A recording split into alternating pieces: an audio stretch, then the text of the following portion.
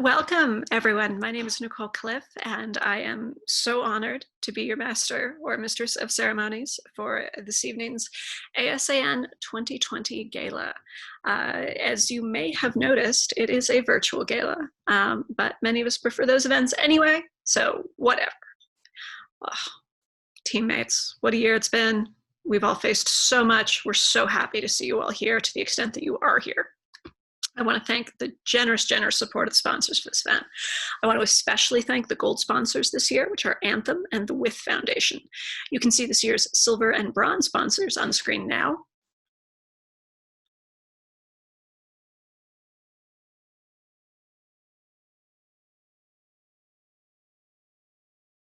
And see all of the sponsors in the program. We are grateful to every single one of you. I think this year's theme, doing the impossible in impossible times, is just so incredibly relevant with what we're facing at the current time as a group of people, who have been doing the impossible in impossible times since we began to organize and before. Times are really hard right now, but we're going to continue to fight. And I think that one of the best ways to take just a step back is to talk about what we've accomplished this year as an organization. And it's a lot. And I think you're going to be proud to hear about it. I certainly am. ASAN has responded to every crisis. Obviously, there's been a lot of them this year to fight for the rights of people with disabilities and to provide information and resources to ensure all people with disabilities have access to plain language and easy read toolkits, resources, and videos. From the very beginning of the pandemic, ASAN has campaigned tirelessly with our partner organizations to ensure people with disabilities were not discriminated against in healthcare plans. ASAN collaborated with Green Mountain State Advocates and with Max Barrows, who ASAN will be honoring tonight, to release the Plain Language Guide, a self-advocate's guide to COVID, and with Rooted in Rights to create a video explaining COVID in an accessible format. When ASAN realized that there was no nationwide count of COVID cases and deaths in institutions, not just nursing homes, and even more crucially, that there was not going to be, ASAN created the COVID-19 case tracker in only 2 days. The COVID-19 case tracker combines information from news articles and state and local government reports to give us the most complete picture possible.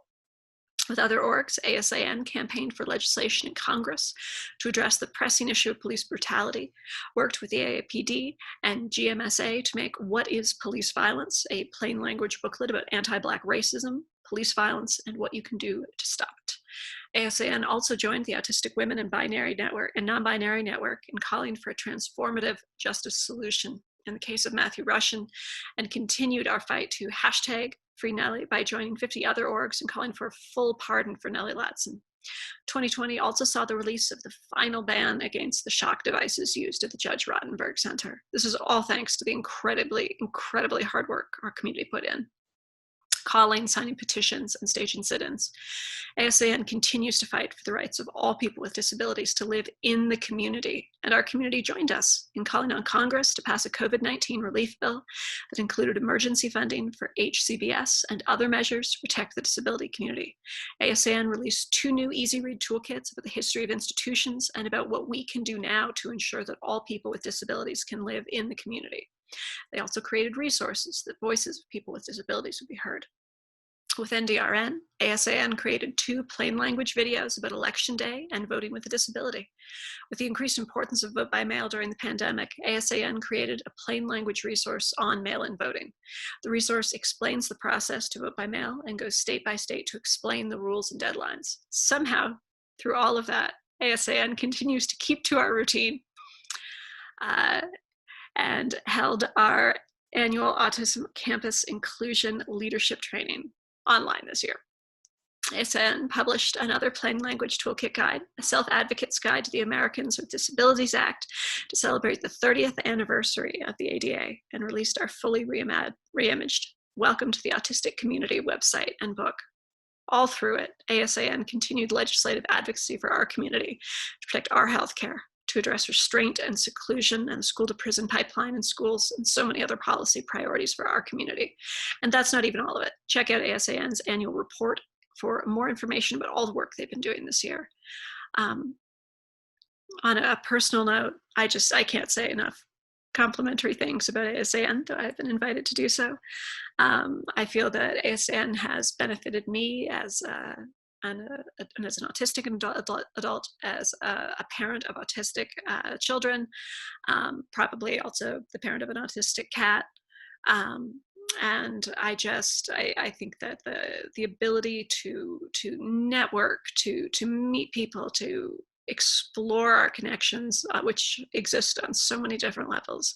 Um, ASAN is just, it's a gift. It's a gift, and that's why I'm here acting as your MC tonight. I want to thank you all for being here and supporting this organization that means so much to me. ASN needs our help all year round. Make sure keep giving if you can, but also keep your own needs and your own options in mind. We want you to stay safe and healthy as well. Become a member. You get cool swag. You can find more information about membership in your program or on the ASN website. Before we go any further tonight, if any of you here don't know what Flapplause is, this is what we do at our gala instead of regular applause. Since many autistic people are sensitive to loud noises, self included, Flapplause originated in the deaf community. Flapplause looks like this. You are welcome to Flapplaud along with us when we announce this year's awardees. The gala hashtag is hashtag ASAN Gala. Feel free to tweet virtual gala selfies. I really, really hope you do. Or congratulations to our awardees to the hashtag. You can also see today's Twitter chat and participate in the Twitter chat on Saturday. Before the award ceremony begins, we're going to go over the schedule for ASAN's annual gala. I'll turn it over to ASAN staff who will explain the schedule. Thank you very much, and you'll be hearing more from me later tonight. Thank you so much for coming to ASAN's 2020 virtual gala. Before I go over all our events, a few notes about the gala overall. All our events will have captions, and all our events, except for the film screenings, will be archived on our YouTube channel so you can view them later. The links to all our events will be shared on our social media accounts, and you can also find the event links in our gala program. Again, the film screenings are an exception. To get the links to view the films, you'll need to make sure that you're registered for the gala. So if you aren't registered, you can do that now at autisticadvocacy.org/2020gala. The film screenings are tomorrow, so you can still register now to get the links for tomorrow. I'm about to read a schedule of events, and all the times are going to be given in Eastern Time. All these times are available in the gala program and on our website if you need to reference them again later, or if you need to be able to reference them to translate the times to what they are in your local time zone. Now for the schedule. I'll start by going over the events for tomorrow, Friday, November 13th. Tomorrow we'll begin with a panel on transition to adulthood, which runs from 5 to 6:30 p.m. That panel will talk about creating support networks, navigating college or finding a job, and leading self-determined lives as youth with disabilities. Our panelists will be Jordan Zimmerman, Ivanova Smith, Brent White, Hari Srinivasan, and Ashley Mabry. Then starting at 7 p.m. tomorrow, we'll have our film screenings. We'll be screening the Pixar short Loop about a nonverbal autistic girl at summer camp, and the documentary Intelligent Lives, which is about 3 people with intellectual and developmental disabilities transitioning to adulthood. ASAN was excited to work with the creators of both of these films, and we're excited to share them with you now. On Saturday, November 14th, our gala programming begins at 3 p.m. Eastern Time with a virtual tour of some virtual islands, our staff members' islands in the video game Animal Crossing: New Horizons. For many of us at ASAN, Animal Crossing has been an important part of self-care during the pandemic, so come check out what we've built, including some in-game ASAN merchandise that your Animal Crossing character can wear. At 4 p.m. on Saturday, we'll have a Twitter chat focusing on self-care and community care during the COVID-19 pandemic. We'll be talking about how we take care of ourselves and talking about mutual aid efforts that people with disabilities are organizing to keep each other safe during this time. You can find the chat questions on our Twitter account @AughtSelfAdvocacy, and make sure to use the hashtag ASANGala when you join in. From 5:30 to 7 p.m. on Saturday, we'll have our Ask a Non-Autistic Person panel. This is inspired by the Ask an NT panel that they used to have at the autistic conference, Autry. It's basically a sort of tongue-in-cheek opportunity for us to turn the tables and ask some non-autistic people questions about not being autistic. The kind of questions that we always get asked, like, when did you know you weren't autistic? Tell us the tragic details of not being autistic. And When you ask me how I'm doing, is it true that you don't really want an answer? Non-autistic people can be mysterious, and there's so much that we still don't understand about what it's like to not have autism. So this is a great chance to ask. Our panelists will be Allegra Heath Stout, Emily Ladow, Patrick Coakley, Elena Hung, and Maria Town. Finally, on Saturday at 7 p.m., we'll have a short video about Autism Campus Inclusion, which is ASAN's summer leadership training, and after that video we'll have remarks from ASAN's Executive Director, Julia Bascom. Julia's speech is always one of the highlights of our gala, so I'm really excited for this one. Our last day of gala programming is Sunday, November 15th. On Sunday, we'll begin at 2 p.m. Eastern Time with remarks on this year's FDA ban of electric skin shock devices used at the Judge Rotenberg Center. We'll thank the JRC survivors and everyone else whose advocacy helped make this ban possible. And you'll hear from some of the advocates who've been working on this, as well as from ASAN. I do need to note that this event focuses on torture, institutional abuse, and ableism. We encourage everyone to take care of themselves in terms of deciding whether or not to view this part of the gala, and of course, it may not be suitable for small children. From 3 p.m. to 4:30 p.m. Eastern Time on Sunday, we'll have our LGBTQ+ rights and neurodiversity panel, focusing on the shared challenges and goals of the overlapping LGBT and autistic communities. We'll hear from our panelists about accessibility in queer spaces, representation, and more. Our panelists for this panel will be Vivian Lee, Annie Segura, Victoria Rodriguez-Roldan, John Marble, and Donnie Denome. From 5 to 6:30 p.m. on Sunday, we'll have our Racial Justice and Neurodiversity panel. After a summer of widespread protests against anti-Black police violence, this panel will discuss the work that the disability community must do to confront racial injustice. Please join us to learn from disabled advocates of color as we discuss topics like healthcare disparities facing people of color, anti-racism work in the neurodiversity movement, and more. Our panelists will be Sandy Ho, Mariah Person, Max Barrows, Lydia X.C. Brown, and Hector Manuel Ramirez. Finally, at 7 p.m. on Sunday, we'll have our closing ceremony, wrapping up this year's celebration of advocacy and refocusing ourselves for the work that we have to do in the coming years. Again, you can get links to all of these events in our gala program, or for links to the film screenings tomorrow, register for the gala at autisticadvocacy.org/2020gala. There's just a couple more things I need to tell you about. First is that we'll be raffling off 2 year-long ASAN memberships to people who have registered. These memberships include physical perks such as an ASAN t-shirt, one of our books, and the gift card to Stimtastic. We will also be raffling off a gift card to Stimtastic on its own. On Facebook, we'll be giving away AAC software Speak for Yourself on iPad. You must comment on Facebook if you want to enter this raffle. You need to own an iPad to use the software, so please only enter this raffle if you have access to an iPad and need this AAC software, or if you know someone who does. One last thing, even though the gala is virtual this year, there are some things that happen every year at the gala that we always look forward to, and we wanted to document. So we made an ASAN Gala bingo card that's available at autisticadvocacy.org/bingo, so you can keep track of what's going on and play along with us, so make sure to check that out. Thank you again for coming to our gala, and now back to our MC. Now begin the award ceremony. ASAN's awards seek to recognize people who work to advance the self-advocacy movement. The self-advocacy movement is fighting battles in many different places around the US and the world, in many different venues, from the halls of power to media and public opinion. All 4 of these awardees are doing vital work. I'm going to turn it over to ASAN's Director of Operations, Zoe Gross, who will present the first award. I'm thrilled to present one of our 2020 Service to the Self-Advocacy Movement Awards to Max Barrows. Max works as Outreach Director at Green Mountain Self-Advocates, an advocacy group led by people with intellectual and developmental disabilities. Max and I have worked together on many projects over the years, including doing a lot of work on making information accessible. Max was the facilitator of the first focus group we had for one of our Easy Read toolkits, and he led discussion among our self-advocate editors about how to make our toolkits better and more accessible. This year, Max played an integral role in Green Mountain Self-Advocates' work on COVID-19, including creating informational videos about people with disabilities' rights to have supporters in the hospital. He worked to produce accessible information about the summer's protests against racial injustice, including working with ASAN and AAPD on our plain language booklet about police violence and anti-Black racism.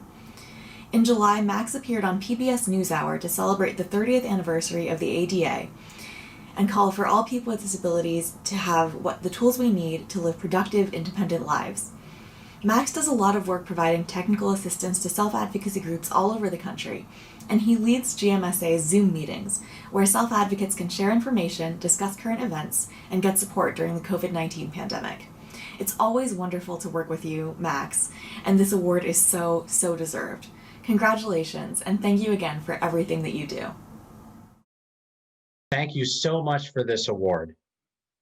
I am very honored to receive it. For those who don't know me, my name is Max Barrows. I work for GMSA, Green Mountain Self-Advocates, which is a statewide self-advocacy organization in Vermont. We have been around for 26 years.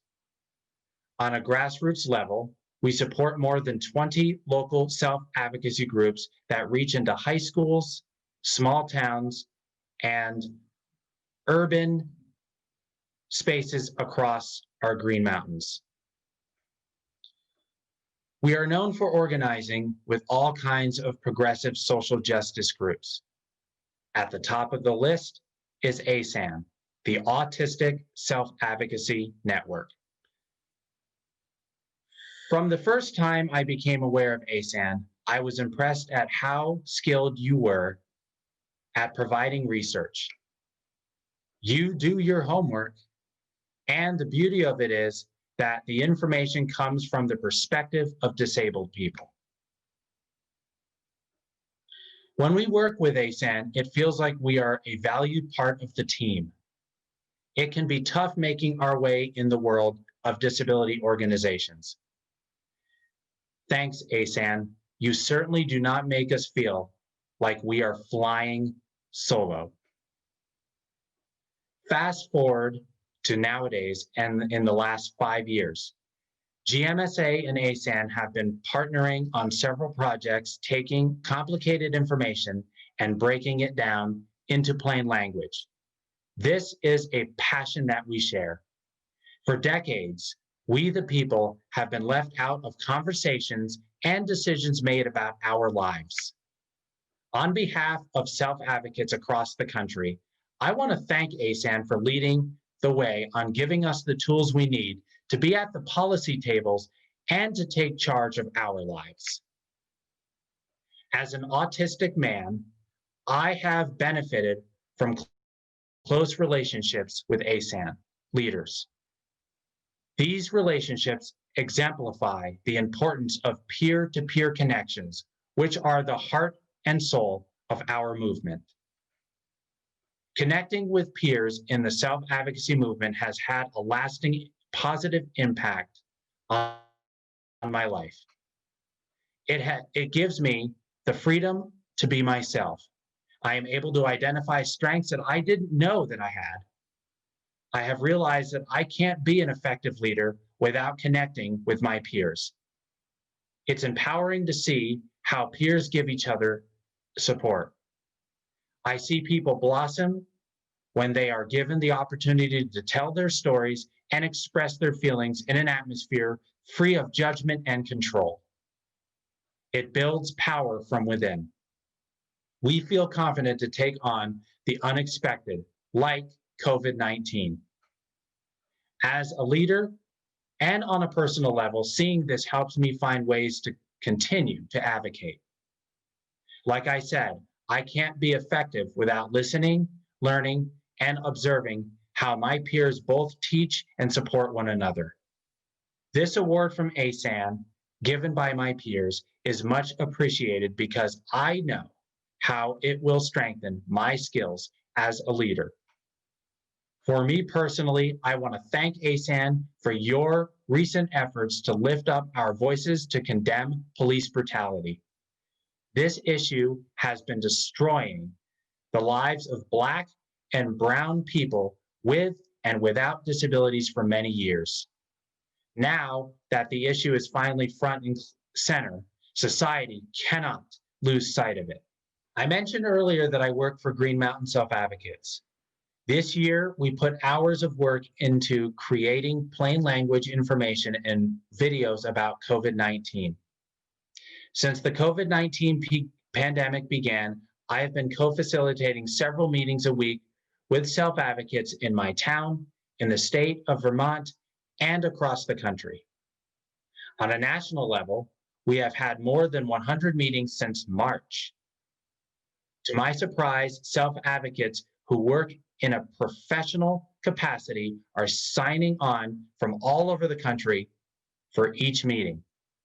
Working from home during the pandemic has created opportunities for us to connect once a week, whereas before we rarely talked more than a few times a year. We are building friendships. We are giving each other support through this time of uncertainty. We are sharing practical tips on how to spread self-advocacy.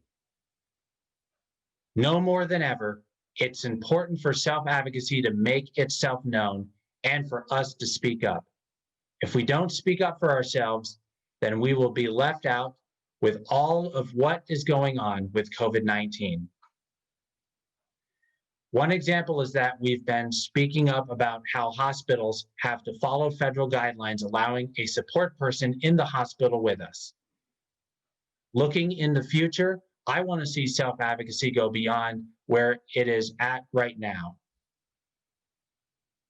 There are so many pockets across the country, even in my own state, where self-advocacy has been silenced or does not exist yet. And it is not because we are not trying. Funding must be prioritized for disability-led organizations. And there needs to be expectations placed on providers that they support self-advocacy. I want to take this opportunity to give thanks to a few local self-advocates who exemplify having the guts to speak up against all odds. In their own ways, they are my heroes. Faith, Kaylee, Brian, Chris, Shay, you are a force to contend with. Despite multiple obstacles, you continue to take a stand. They are what this movement is all about. They help power it. They make it real. They are the fuel in our engine. They are our future. Without them, I wouldn't be here today, and I would not be an effective voice for people with intellectual and developmental disabilities. Anyway, to everybody, thank you, ASAN, for all the work you do. Let's continue to partner and work together. And thank you all the peers that I connect with on a state, local, and national level for making this possible. Taylor McGee is a disability advocate and performing artist whose work centers around racial justice and creating a culture of access. Taylor is a writer, facilitator, and content creator organizing around issues regarding disability rights. She's the founder of the Black Disability Collective, an online movement focusing on centering the narratives and lives of Black disabled individuals, and currently works for Women for Political Change as the Director of Access and Community Engagement. This summer, Taylor acted as a bridge between digital and on-the-ground organizing in Minneapolis, using the Black Disability Collective's Twitter account to provide updates on street medics locations, connect youth of color with street medicine trainings, and call for supplies like personal protective equipment or PPE for protesters.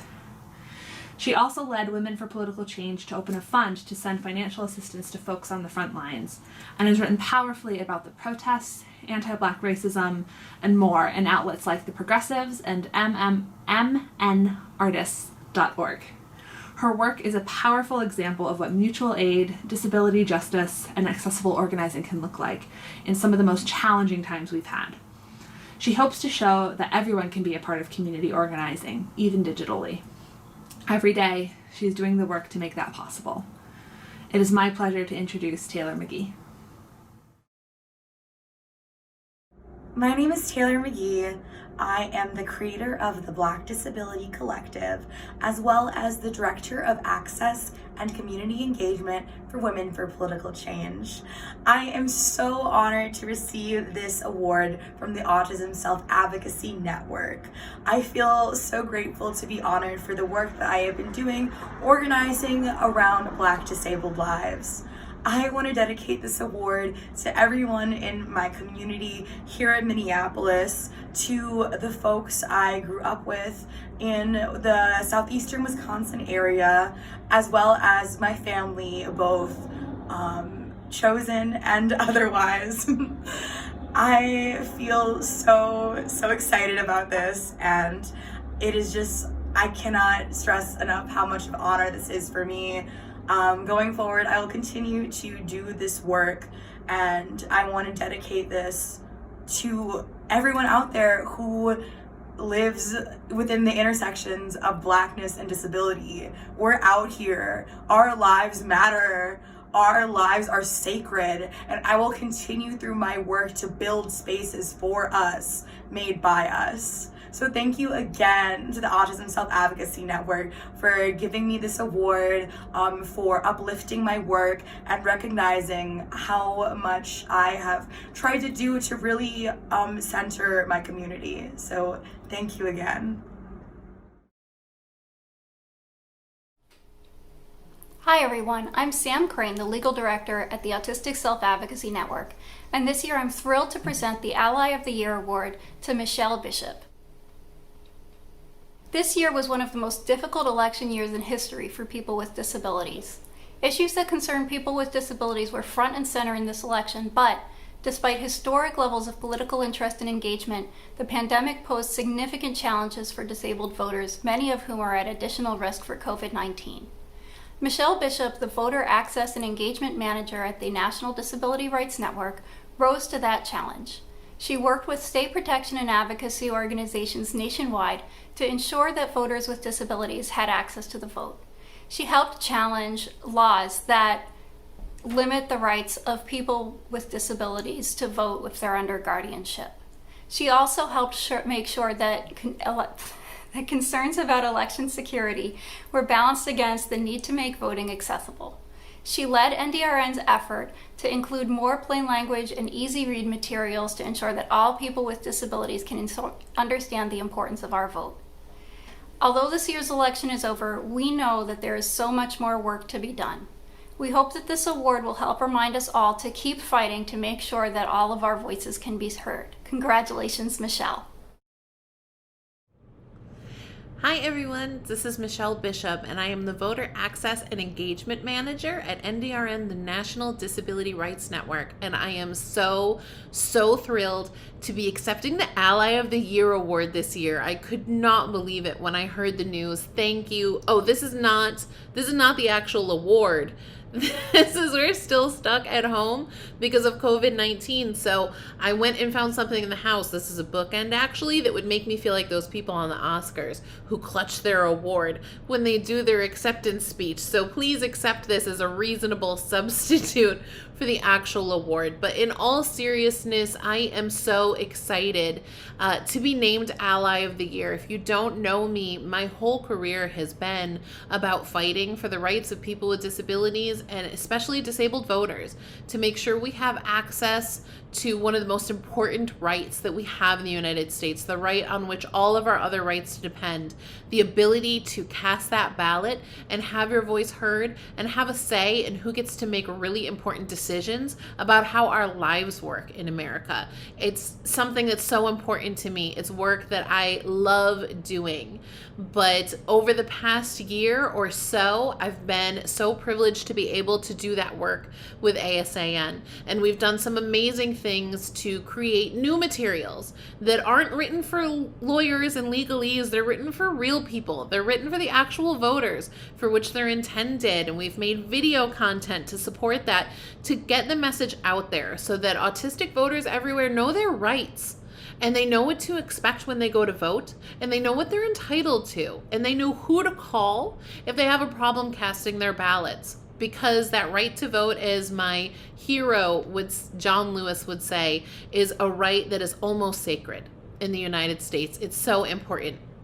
And it's meant so much to me over this past year or so, working with all of you at ASAN to make that happen. And I have to say, on top of that, on top of the importance of the work that we've done, it's also been a joy. I just really enjoy getting to work with all of you, doing something that's meaningful, but also just getting to know each other better, building new relationships within the disability rights, disability justice world, and just having fun and finding joy in the work. So thank you so much, ASAN, for this Ally of the Year award and for recognizing the work that we've been able to do together. It means so much to me that it's as important to you all as it's been to me. And I will say, this is not the end. This fake award that I will put on my bookshelf later is not the end. I fully intend to be here for the 2020 election and beyond. And I think this is a starting point to talk about what we could do together to make sure that autistic people and people with disabilities everywhere in the United States know their rights and are prepared to fight for their rights. From casting their ballot to talking to their elected officials to demanding that their rights are respected wherever they go in the US. This is just, I'm so excited about this award. I'm so excited to be talking to you all now. From the bottom of my heart, thank you so much. You've all probably heard of our next awardee, but just in case, Hannah Gadsby stopped stand-up comedy in its tracks with her multi-award winning show, Nanette, which played to sold-out houses in Australia, the UK, and New York City. Its launch on Netflix and subsequent Emmy win took Hannah to the world. Gadsby named her difficult second album after her dog, Douglas. The show, which covers Hannah's autism diagnosis, is a groundbreaking showcase, grand tour of guffaw, going from the dog park to the high Renaissance and back into an unnamed box. After taking her metaphorical muse for a world tour of a walk, Douglas was released on Netflix and earned its very own Emmy nomination. I went to see Douglas about a year ago with a few other autistic folks. As soon as the show started, I realized that this was a different kind of show. This was a show for us. It starts with a detailed rundown of what to expect when, and the show itself is packed with jokes and stories that hit a little bit different, a little bit stronger for the autistic people in the audience. Yeah, neurotypicals like it too, and that's nice for them, but this is ours. As I rocked and flapped in my seat, I realized that I would give anything for a rendition of Douglas with just autistic people in the audience. How would that change the room? COVID is making it hard to test that theory, but Douglas is streaming on Netflix now, and I would encourage everyone to check it out and see what I mean. As a child who really struggled with prepositions, and an adult who still regards them with suspicion, the box bit is particularly validating. It is my pleasure to introduce Hannah Gadsby. Hi.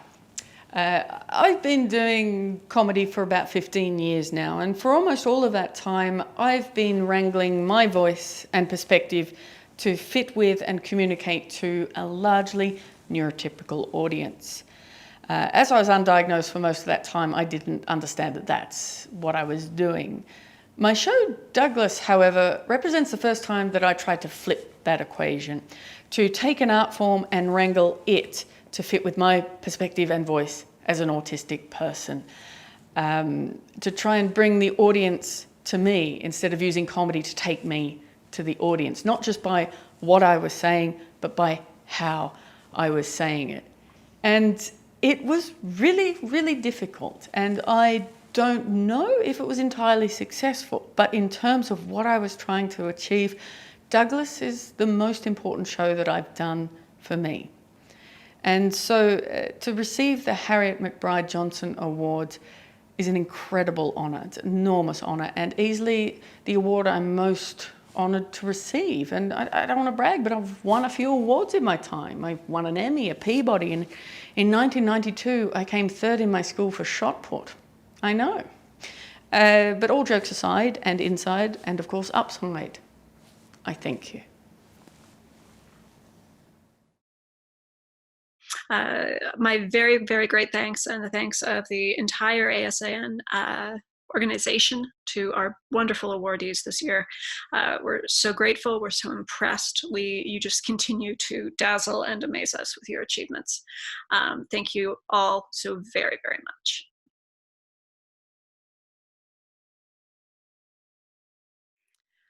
Well, this is a celebration of the autistic community. We cannot deny that as a community, we lost a giant this year. Mel Baggs was a non-speaking autistic activist whose work, blog, videos, and thoughts fundamentally shaped the autistic community. Your insistence that the autistic self-advocacy community include everyone forever changed the shape of both the autistic community and ASAN as an organization. Next, ASAN's legal director, Sam, will say a few words about Mel and about how we are honoring here this year. Mel Baggs, a blogger and activist who was one of the founding figures of the neurodiversity movement, died on April 11, 2020. Mel Baggs was a fierce champion for a simple yet powerful idea that all people have rights and value, no matter what kind of support they need or how they communicate. This simple idea has huge ramifications on the world. We know only too well that not all people have rights that are recognized to make decisions about their own lives, to live in the community, and so forth. We know only too well that the value of people with intellectual and developmental disabilities is dismissed and debated. As part of the hearings for the now released rule to ban electric shock devices, it was discussed whether or not autistic people feel pain, as if that were an issue to be discussed and debated by experts, rather than believing communication in whatever form it may take from autistic people ourselves. We know that the value we have is tied to some perceived labels of functioning that fail to recognize the full humanity of all autistic people. Mel saw all of the inequality, all of the ways that we are oppressed and told we deserve it, that they know better than us about what is best for us, that the ways that we communicate aren't valid. They deny us our ability to make decisions for ourselves, and they deny us our right to communicate. They deny us our humanity. Mel Baggs, like generations of self-advocates before and after here, knew that we had to defend this simple idea, the idea that all people deserve rights, that all people have value, and when we say all, we mean it. Mel was a leading advocate in bringing this understanding to the neurodiversity movement, that we need to fight for all of us, that we need to stand in solidarity with and learn from the larger DD self-advocacy movement, that we're stronger when we fight together, that when we fight against institutions, we need to fight against all of their manifestations, whether it be in state schools or nursing homes or psychiatric institutions or even so-called intentional communities. That functioning labels are dehumanizing, that, quote, every person who could be described as an autistic child banging their head on the wall of an institution is a hell of a lot more than that. It conjures a stereotype, a story, but it's not a type of person. It's more how others see us than who we are. That everyone's lives have intrinsic value and everyone has personhood, regardless of their support needs or how they are perceived by others. All of us are better off today because Mel fought for this idea, both in the community and out of it. It's thanks to self-advocates like Mel that this idea is one of the central tenets of our community. Mel brought these ideas to us in writing, whether on either of her 2 blogs or one of the many contributions that she made to autistics.org, the first website created for autistic people by autistic people. In her films, such as In My Language and in the website Getting the Truth Out, Mel made strong statements, quote, on the existence and value of many different types of thinking and communication in a world where how close you can appear to a specific one of them determines whether you are seen as a real person or an adult or an intelligent person, and in a world where those determine whether you have any rights. She wrote that her blog's title, Ballast Existence, came from, quote, a historical term that means ballast existence or ballast life, that was applied to disabled people in order to make us seem like useless eaters, lives unworthy of life. I knew when I started this blog that that was how many people perceived me, but I have since experienced levels of discrimination, particularly in the field of medical care, that would have killed me outright had I not had a strong disability community fighting for me. In return, C fought for the community and community itself. Mel wrote that, quote, "An institution is not created by the shape of the building, it's created by who holds the power and what kind of power they hold."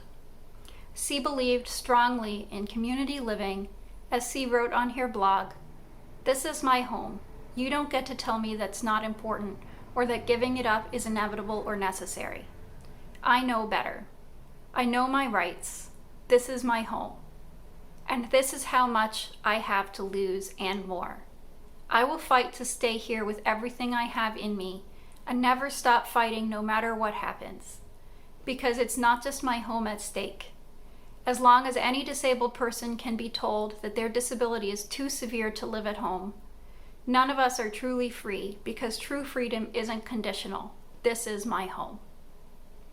Over the last few years, Mel documented her struggles with a service system that would not meet her independent living needs. ASAN was working with Mel on this issue. It's a massive systems failure that Mel's needs went unmet in here last year's. C deserved so much better. As a memory to Mel Baggs, we have created a place to leave comments, photos, and other tributes to Mel. No need to only leave messages including words.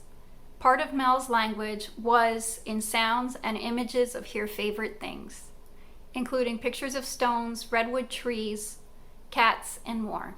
You can find the link at autisticadvocacy.org/Mel Memorial. The website also contains links to some of Mel's vast collection of work. We wholeheartedly recommend reading her work, reflecting on her contributions to the movement, and thinking about how we can carry on fighting in the spirit of her advocacy. As C wrote, quote, "If you have ever existed, then someplace in time, you always exist." Let's celebrate Mel's existence as a real, vibrant, and valuable part of our community whose legacy is one reminding us of our own value too. Thank you. Thank you so much for joining us tonight.